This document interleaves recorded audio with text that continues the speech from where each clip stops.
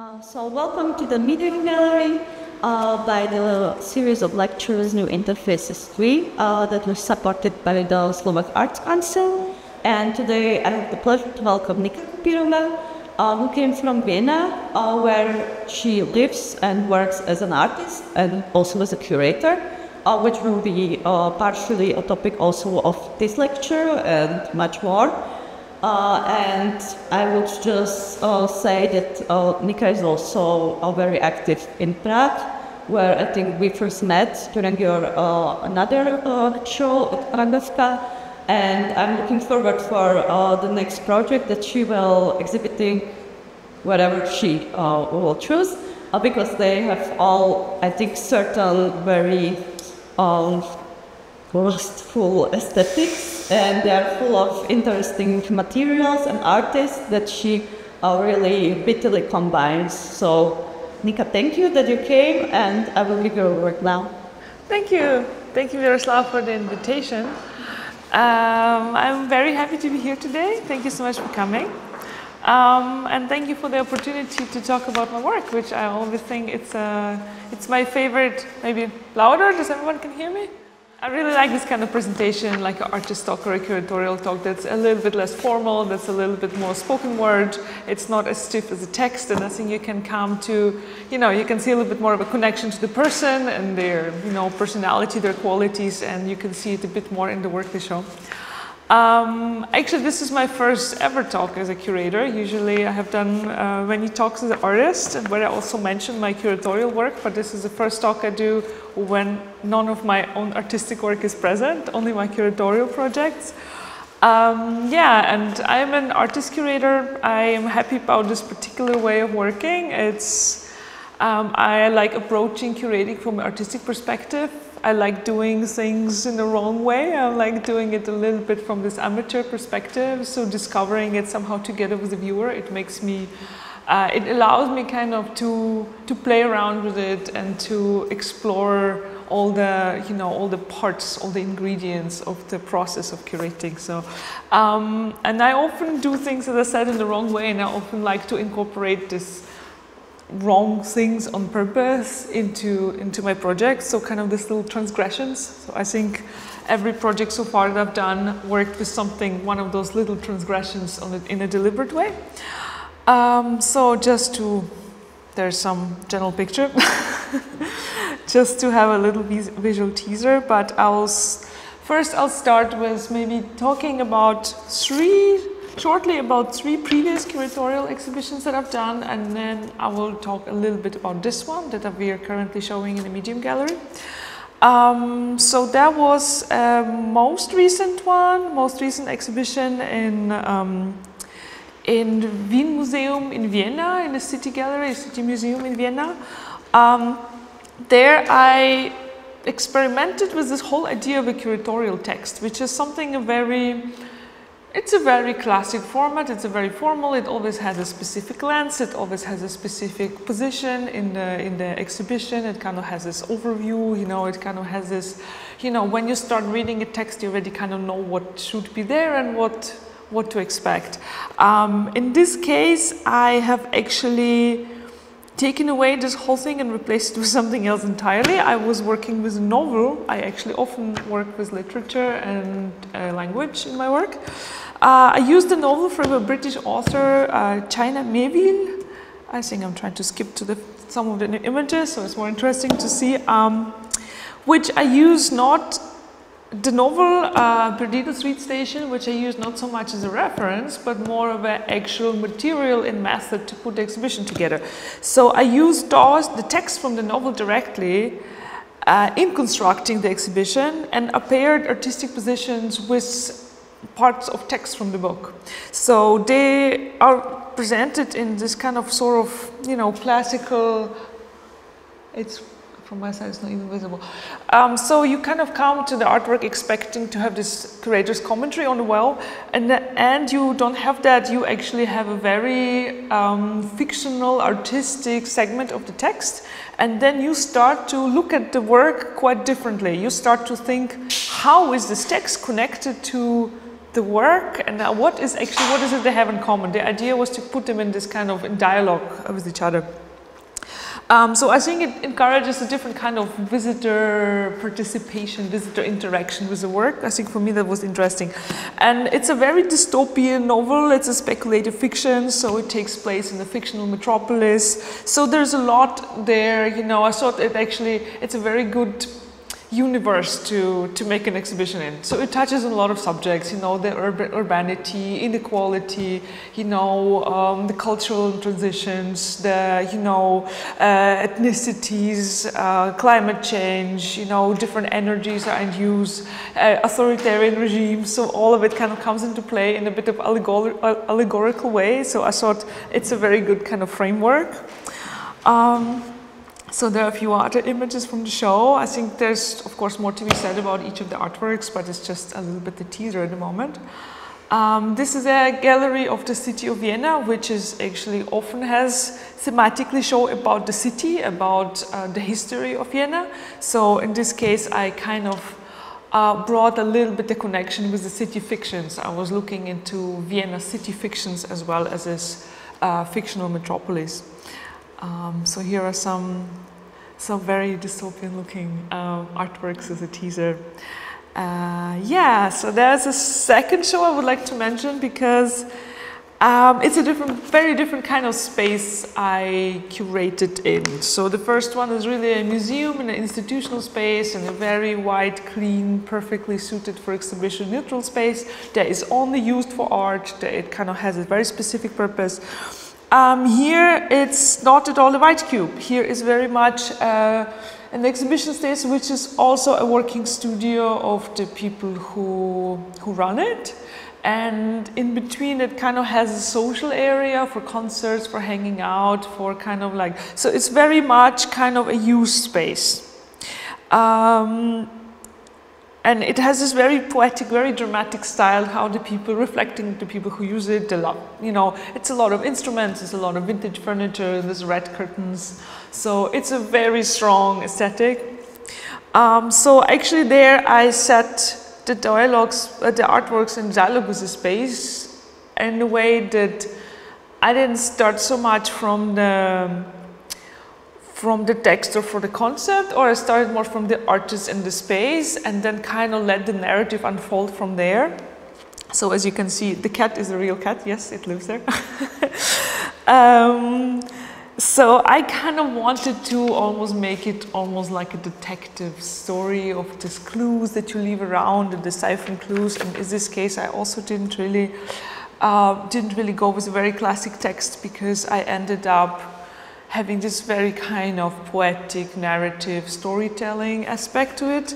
And we end up having basically, the exhibition took form of a diary entry of a murderer. And you can kind of find out that there was this woman who was murdered. So it's almost like an extract from a novel in this case.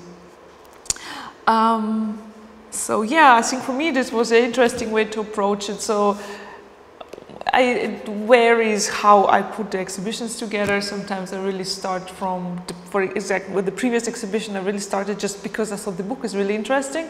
Not because it's my favorite book, but because it has this really interesting framework to build something on. In this case, I started mainly from the space because it had a very strong character. And in this case, there's some more, yeah, just as you can see, it's very dramatic in some ways, but also like very haunting, a lot about memories, a lot about collecting, and I thought that's kind of a nice aspect of that. And this exhibition I've created together with Michal Stolarik, that you also maybe know. That was an interesting thing to create because it was in Kunstraum Eisenstadt in Austria, and they did have a yearly topic of drawing, which neither me nor Michal have very much to say about actually, so we were both kind of like, what do we do?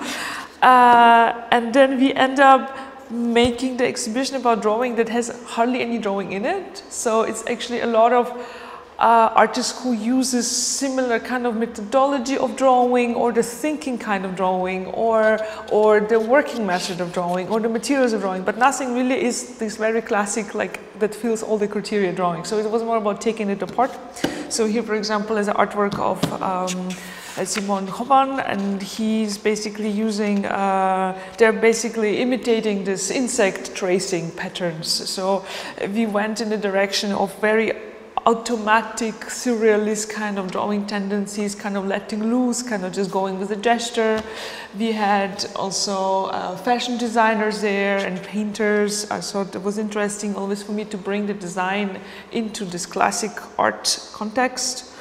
We also had sculpture. That was the artwork of Edita, oh my god, the name is Barbara and Edita, and the last names I would have to check later. They're basically working together as an artist duo, and that was part of the large installation. It was all kind of like, for me it was so interesting because the material is so rigid. They're working with steel, but in the context of the space, it really seems like it's floating almost. It's like a drawing in space. And this is the contradiction between how loose and how fluid the lines work, but actually how they're made it's a very, you know, it's a very long and technically difficult process, and you have to be really sure what you're doing. So there's nothing spontaneous about it. So this is also some details. Also artwork from Lukas Stahle, who is also a Vienna-based artist that basically also involves this kind of gesture. That's almost like a drawing on sand almost, that in this case is frozen in space. So that's kind of the approach. And this is from the fashion designer and artist working together. From Hanna Frišoncová and Edita Matekova, and they made a collaborative project that included her drawings with Hanna's fashion design work.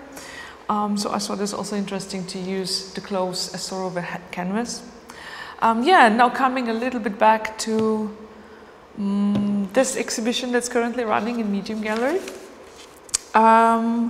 Actually, that was something I had a long time in mind. I for a long time wanted to make an exhibition about food. Not food in a way, I don't know, there's many ways you can make an exhibition about food. For me, what was interesting is kind of this border between what's edible and inedible. How do you like this? Because I think something about art and something about food, there's kind of an interesting border there. Both can be very personal, both can be very sensual. Both kind of play a lot with this kind of almost, you know, sensual, tactile, erotic, organic kind of border. It's like between, you know, there's always touching a little bit on disgust almost, you know, and the way you use materials. And it's also a lot about language. And I think food is also a very interesting medium because art can be something that people reserve the opinion on. They're like, sometimes don't feel comfortable. They're saying, well, I'm not sure, I don't have the education, or find myself not comfortable to have an opinion on art. But everyone has an opinion about food.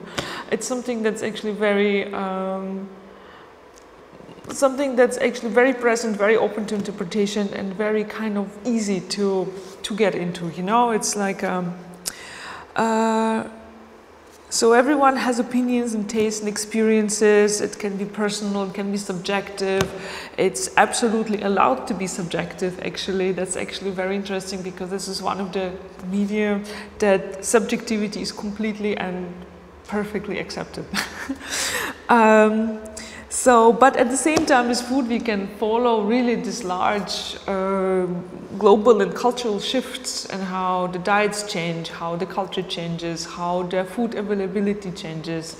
So what we eat and why we eat it is always changing. So it's never really, at no point in history, it was like fixed, you know. So moving on to maybe some images. I always find it to give some examples of the artists in the show, so I would introduce them one by one and see kind of the approach that I took. Actually, just to mention before I start talking about the artists, one of the big inspirations for the show was the the fictional recipes of the avant-garde artists. The most famous examples would be the Futurist cookbook, and also the Dada artists they had this fictional poems, correspondences, fictional texts that used the format of food and recipes. So I think for me that was also interesting because it really had this kind of inedible blending language and art and food kind of aspect to it. And so that was kind of a starting point, and this is also where the title comes from. It comes from a correspondence between Tristan Tzara and one of his peers. So the exhibition is called 4 Whales and the Soft Sponge. Yeah, so this is basically the entrance where you enter the room. It kind of goes through the whole exhibition as you see here. First artist that you kind of see here around the corner a little bit is Steffi Parlo. So as I said, food it's a very good way to observe the world around you. It's a lot about personal histories. It's a lot about memories, it's a lot about family, it's about rituals. A lot of it is very highly ritualized as well. So Steffi's installation reconstructs a family meal from the 80s.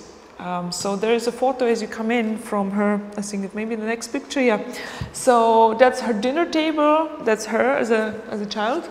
And it's, I'm not sure which, but it's some sort of family celebration. It's like a big feast at someone's birthday or something like that. So Steffi is a professional cook as well as an artist. She works in Viennese high-end restaurants called Commode. This also works often with artists.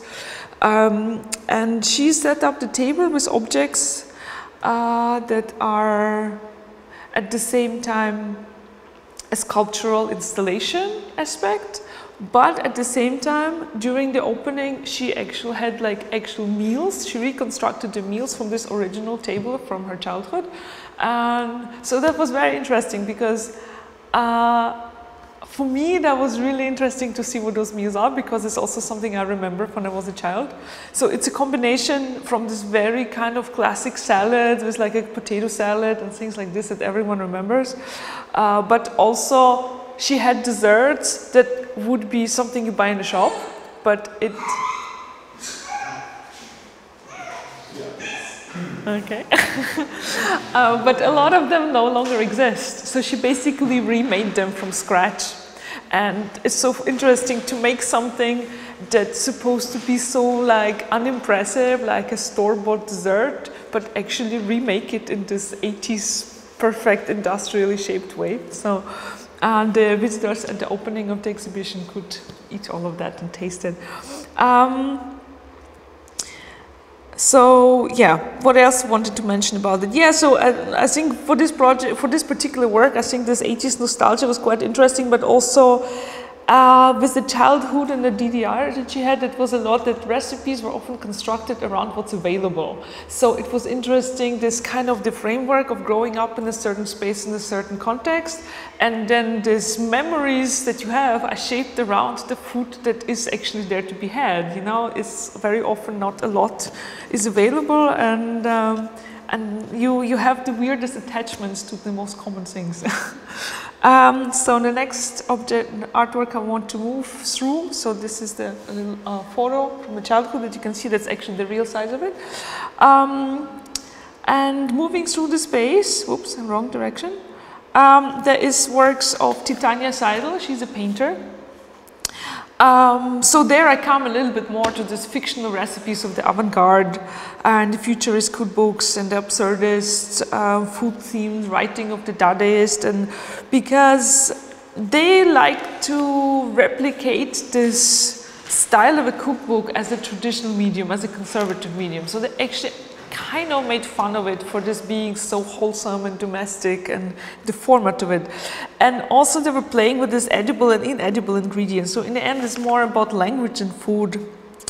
And Titania works with, she's a painter, and she works with something that I would describe as sort of the fictional still lifes. They're not really still lifes in the sense that they are painted from life, but they're still fairly realistic with the objects that they feature, but the objects are not really fixed in any particular position. They kind of seem almost like floating in these strange combinations. So I kind of see them almost like ingredients to a potion, and I think this is also something that I find with this Dada writings quite interesting. So the way they work with food is kind of like you never really know what would happen if you eat it the way they describe it. And I think Titania also works with text almost often, and in this case she included text that kind of floats around the paintings. It was inspired by the exhibition theme, and also kind of like, I think it almost works as a spell. It kind of brings it all together with the ingredients and the language. Where am I? So there is another close-up of another painting which features a jaw, and I thought it was also quite interesting that it seems like the jaw is opening and inside you see another exhibition almost. So this opens to like a portal to yet another artistic space. They're basically looking to the opposite side of the room.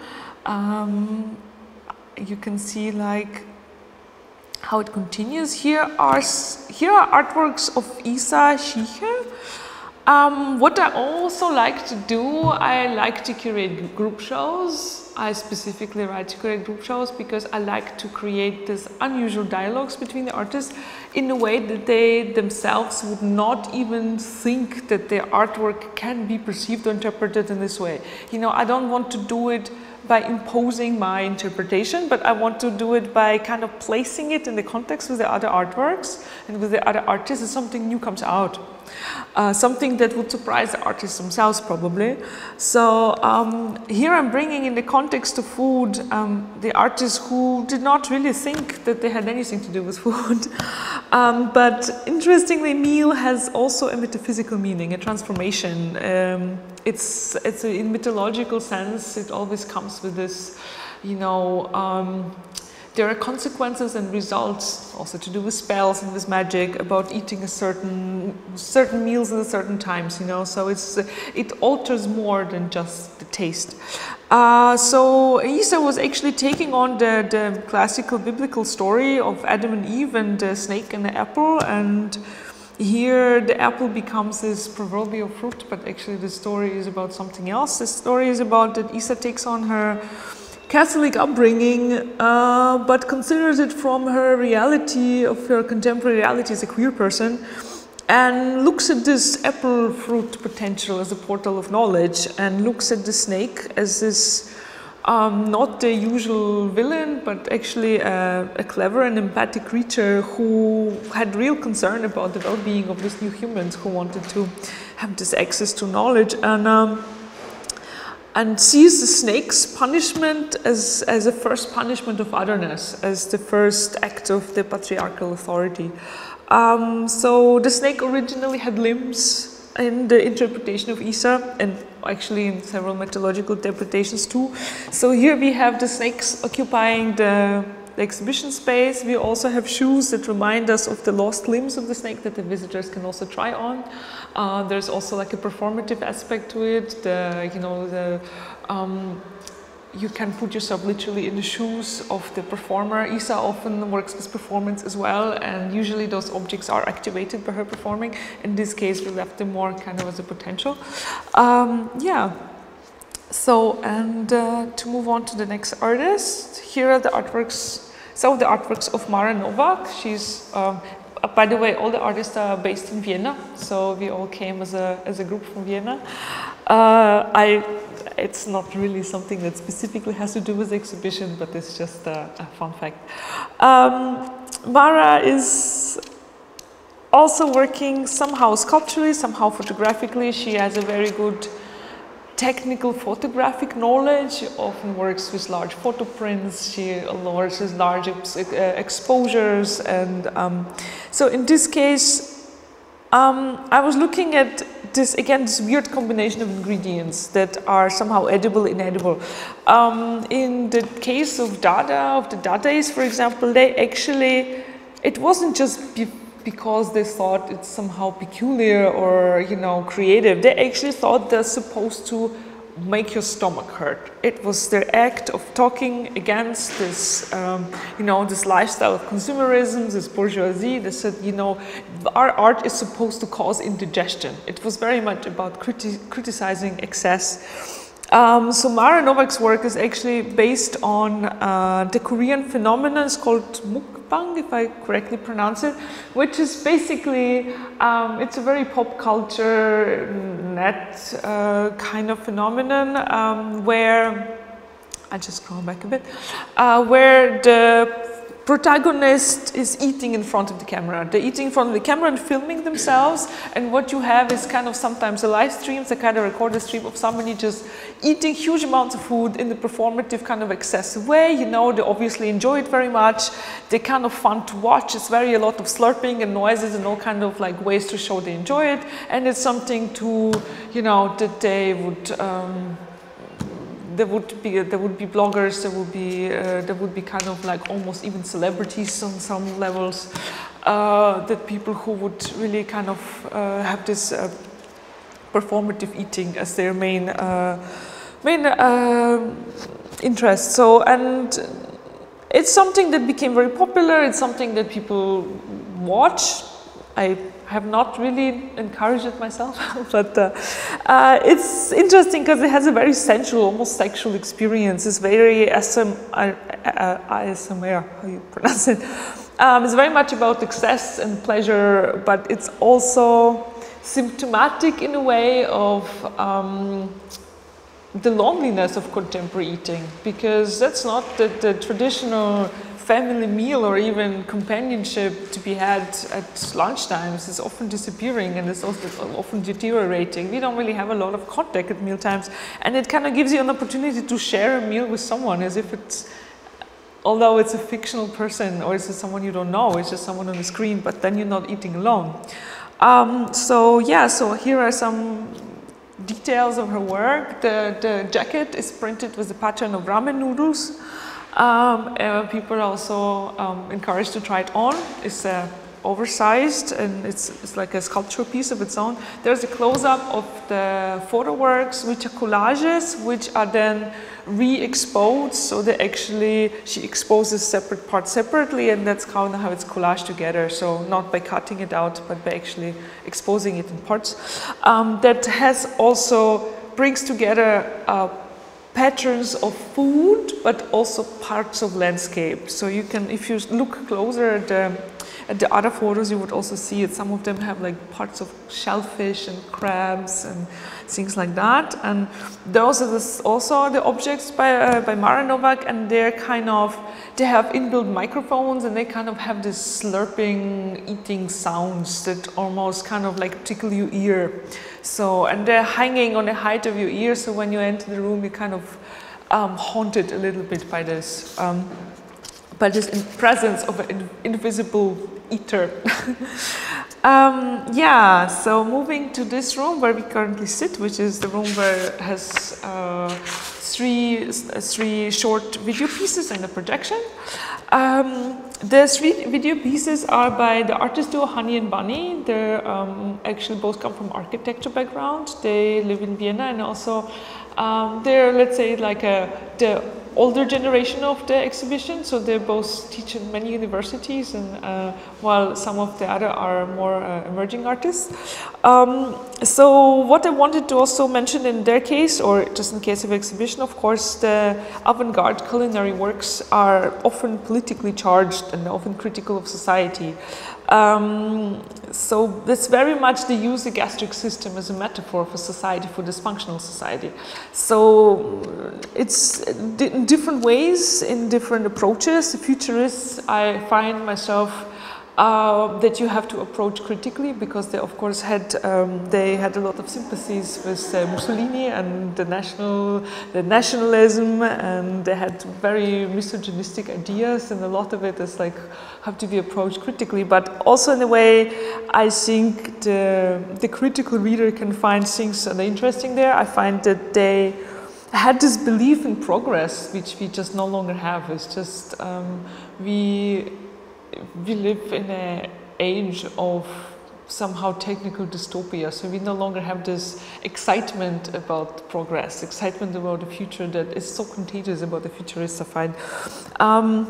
And the others, of course, are quite, you know, they're quite nihilistic in a way. They quite see the absurdity in everything, absurdity in life. And so anyway, to get back to Honey and Bunny, I think they work with food politically already for several decades. Usually they work as our large, actually, so sorry for that.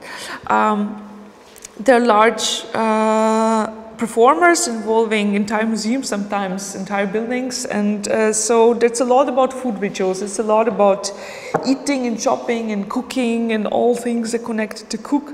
But they make inscenation of these processes which are deliberately absurd.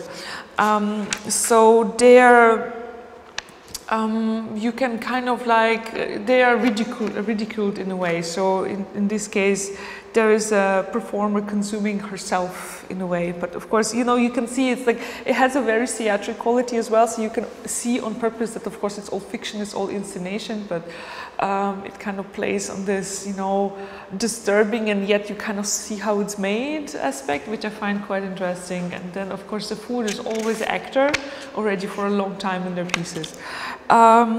Yes, and to get back to the last artist of the exhibition, that's still a snake for some reason. I don't know how that happened.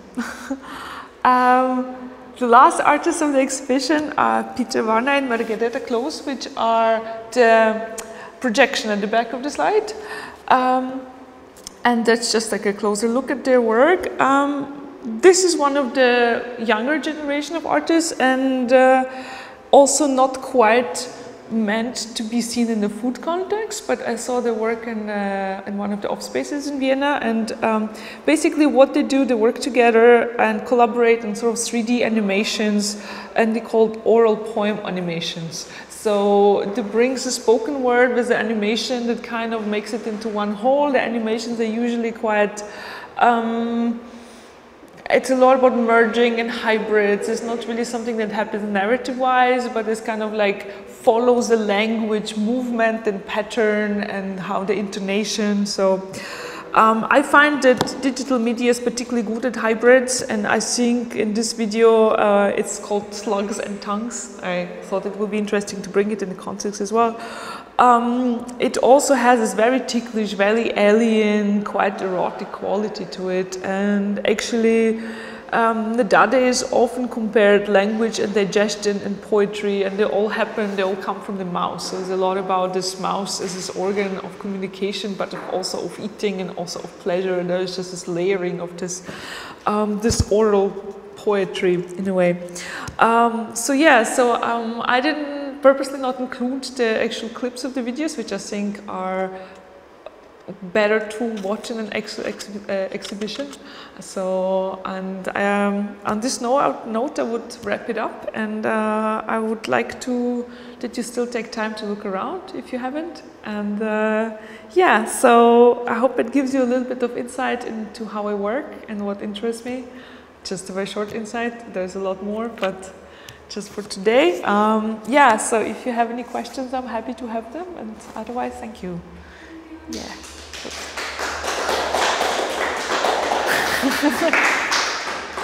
I put it back on the snake, which is so nice. Yeah.